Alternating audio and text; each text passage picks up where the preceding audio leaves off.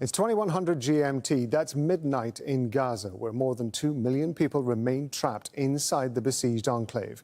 They're describing this situation as unbearable. Israeli forces are continuing to bombard the Strip ahead of an expected invasion.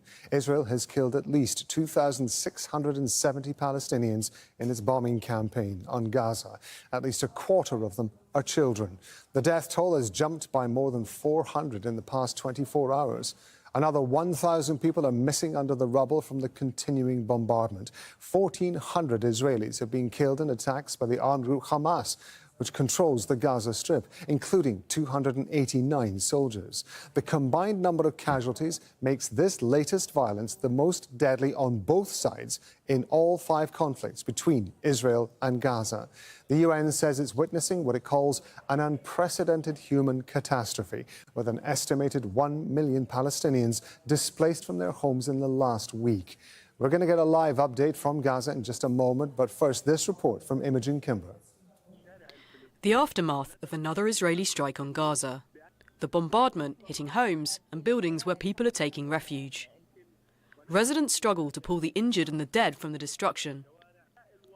Palestinian authorities say more than 1,000 people across the Strip are missing under the rubble. Tens of thousands are taking shelter at schools run by the UN Refugee Agency. We escaped. We are scared. Shelling is everywhere. The world must understand our situation. We have children and we have sick people. Also, they're displaced people who are suffering from cancer. We are terrorized. They have destroyed my house. I have no other place to live. I don't know where to go. Our life is hell. They told us to go to the south, and here we are in the south. I am sick and tired of everything. I don't need food. I just need to go back to my house. Take me to my place and I will live in a tent there. Hospitals and clinics are at breaking point. Gaza's largest hospital, Al-Shifa, is overcrowded with people who have fled their homes, or what's left of them. The burden on the health sector is so huge, and large numbers of people are taking shelter here and in schools in total disorder, with no hygiene. It will cause epidemics across Gaza and beyond. Their health situation is extremely dangerous. Compounding the problem is Israel's blockade. It's cut essential supplies of food and fuel, and water has run out in UN shelters. Even if the water is restored, the water is going to go to big containers in Gaza, which means that the water will need to be trucked to different locations. And to truck the water to different locations, we need fuel for the trucks. So it's really a chain of events that need to happen before people can actually get water. And with no electricity, night brings almost complete darkness to Gaza, and a fear of what may come next.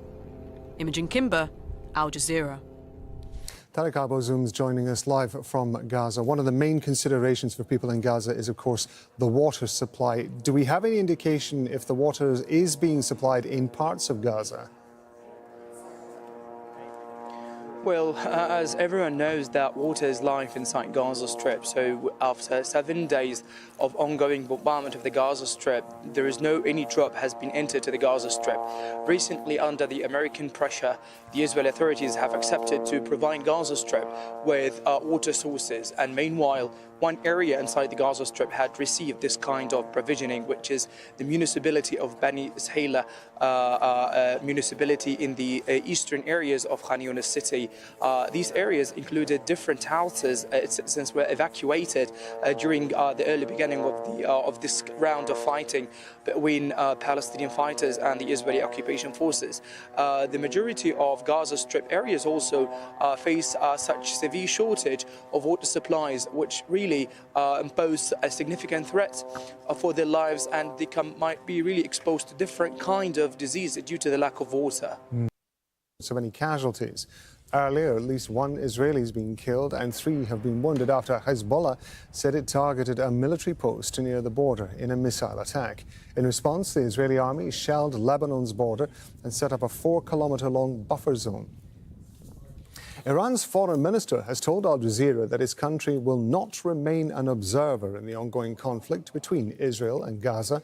Meanwhile, the U.S. Secretary of State Antony Blinken, as Sarah was describing, is on a diplomatic push across the Middle East. Russell Serda has the latest. Amid growing fears, an expected Israeli ground offensive into Gaza could spark a broader war in the region. Diplomatic efforts to stop it are underway. In Doha, Iranian Foreign Minister Hussein Amir Abdullahian met the Emir of Qatar, Tamim bin Hamad Al Thani. The Emir maintains relations with the West as well as Hamas. In an interview with Aljazeera, Iran's top diplomat said his country will not remain a bystander if Israel continues attacking Gaza. If the measures aiming at immediately stopping the Israeli occupations attacks that are killing children in the Palestinian territories, namely in the Gaza Strip and in the deadlock, it is highly probable that many other fronts will be opened. This option is not ruled out, and this is becoming increasingly more probable. On Saturday, Abdullahian also met Ismail Haniyeh, one of Hamas's senior political leaders in Doha, to show his country's support for Hamas. A multi-front war in the region is now a major concern. To the best of our ability, this conflict does not spread. The U.S. Secretary of State Antony Blinken has been on a frantic six-country tour through Arab nations. During a meeting with Egyptian President Abdel Fattah al-Sisi in Cairo, he described his mission. We're determined to stand against Hamas and what it has done, and to make sure that it can't happen again. We're determined to stand with and for innocent civilians who suffer primarily as a consequence of what Hamas has done on all sides. We come to work together as well to ensure that this crisis, this conflict doesn't spread. America's top diplomat focused on Hamas' attack on Israel, but much less on what's happening in Gaza. During his visit to Cairo, he faced one of the strongest public rebukes. This is a huge crisis, and I'm concerned that the Israeli reaction exceeded the right to self-defense and turned into a collective punishment of the Gaza Strip, which has 2.3 million Palestinians. Blinken is due to travel to Israel again on Monday. That is, as Israel's tactics are coming under increasing criticism. While American and European leaders declare they stand with Israel and ready to provide more military aid, they have not called for a ceasefire. But for Palestinians in Gaza, preventing a regional conflict is far from their minds as they endure continuous bombardment. They say what is at stake for them is the survival of millions of them. Rasul Sardar, Al Jazeera. Well, Mike Hanna is joining us live from Washington, D.C. for more on Blinken's visit to the region. I want to talk particularly about Egypt, the fact that Antony Blinken spent that time with President Abdel Fattah al-Sisi in Egypt. We have to remember that historically Egypt has played a significant role when it comes to conflicts, particularly in relation to Israel and Palestine, and of course Israel and Gaza. There are numerous occasions in the past when Egypt has acted as a mediator in times of conflict. But on this occasion, the focus is what it can offer in terms of humanitarian relief. Now, Egypt is critical in this because of its geographical position, nestling up against the border of southern Gaza. It's absolutely essential to have Egyptian participation to be able to get relief aid into the south of Gaza in particular, but importantly as well, to get people out where necessary. Now, this is part of Blinken's trip to the region. What he's attempting to do is firstly reassure Israel, he says, of U.S. support, but secondly, to bring together the elements in the region to ease the humanitarian situation. Now, this is something that he's been talking about throughout his shuttle diplomacy trip in the region. Also, importantly, in the course of the day, President Biden has announced the appointment of a Middle East humanitarian relief coordinator, David Satterfield. Now, this brings all the U.S. relief operations or efforts under one umbrella, which is a very important point in the crisis at the moment. Now, what we also heard from the National Security Advisor, Jake Sullivan, is an unusual comment, given the context of what's been happening here, that Israel has as much a duty as all the other partners in this ongoing conflict to assist in humanitarian relief. The protection of civilians and the protection of those people who are trying to get to safety, as well as their ability to access food, water, medicine, shelter, these things should be respected and should very much be a central focus of everyone involved in this, including ourselves, the Israelis, the United Nations, and the regional countries. Mike, I understand that U.S. President Joe Biden and the Palestinian President Mahmoud Abbas have been speaking on the phone. Do we know what Joe Biden said? Well, what we know is from a tweet that the White House sent out after this conversation saying that President Biden phoned Mahmoud Abbas to once again express U.S. support for Israel, but also importantly to differentiate between Hamas, who being held responsible for what happened at the beginning of this conflict, from the ordinary Palestinian people who are bearing the consequences of those particular actions. Now, this is an important point because President Biden is signaling to Mahmoud Abbas and indeed the Palestinian people that there is a separation in terms of the U.S. perception of what is going on. And this in turn leads directly into humanitarian efforts. Biden reassuring the Palestinian president that the U.S. will be playing a role in humanitarian relief for the people of Gaza, all the people of Gaza, as this crisis continues to unfold. Mike, thank you very much indeed. That's Mike Hanna talking to us from Washington, D.C. Well, rocket fire has been continuing from Gaza into Israel. This footage was sent by a reporter from the Israeli city of Sderot. That's about 3 kilometers away from the border with Gaza. 7,000 people are still in the city, but the mayor has told them to leave. Well, Israel is also evacuating its own towns along the border with Gaza ahead of its expected ground offensive into the enclave. Charles Strafford sent us this report from Sderot in southern Israel. The Israeli army continues to pound the densely populated Gaza Strip, ahead of what it says will be a coordinated ground, air and sea operation to wipe out Hamas.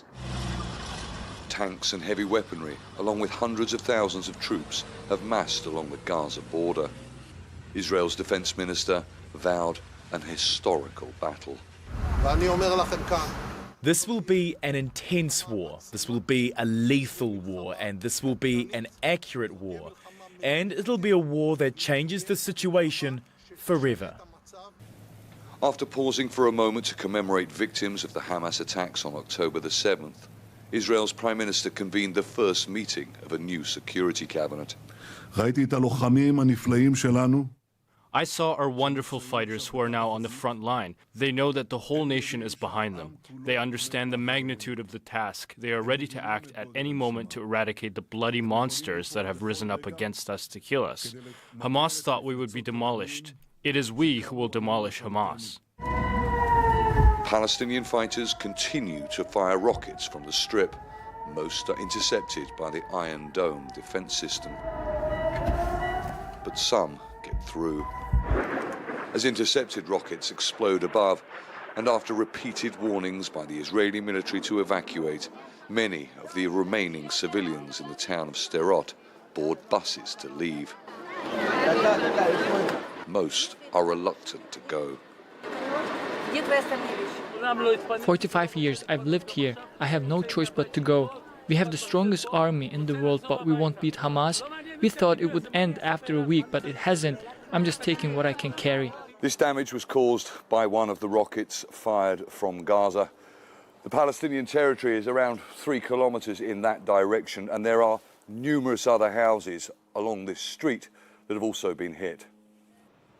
More than 1,300 Israelis were killed in the Hamas attacks. At least 126 men, women and children were taken captive into the Gaza Strip.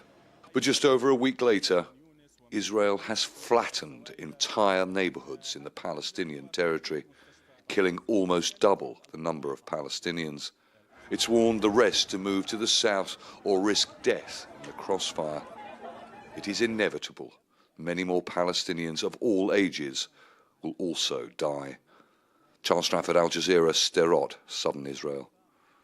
We're going to bring in Aljazeera senior political analyst Marwan Bashara. He's joining us live from London. Marwan, as always, good to have you with us.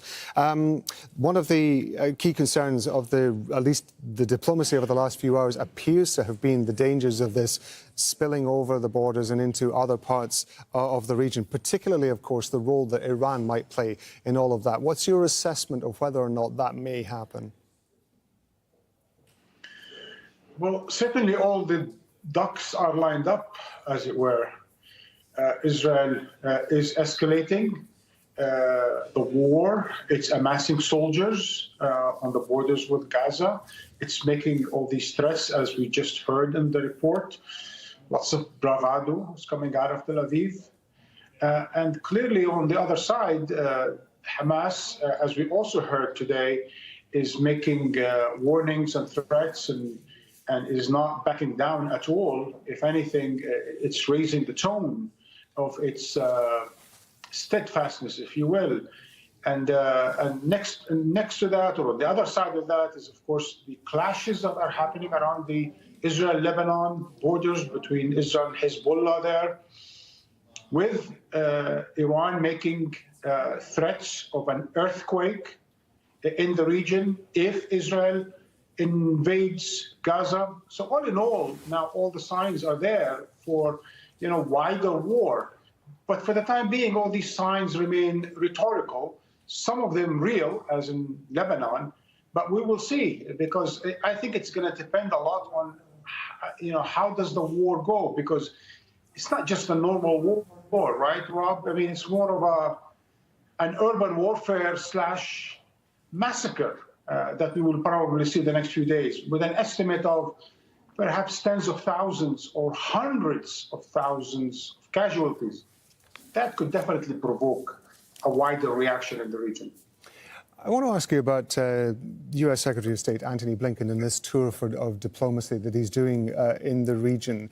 In your assessment, is there a difference between the tone of voice, or perhaps even the content of what was being said by the U.S. at the start of all of this, compared to what we might hear from the Secretary of State when he goes to Tel Aviv on Monday?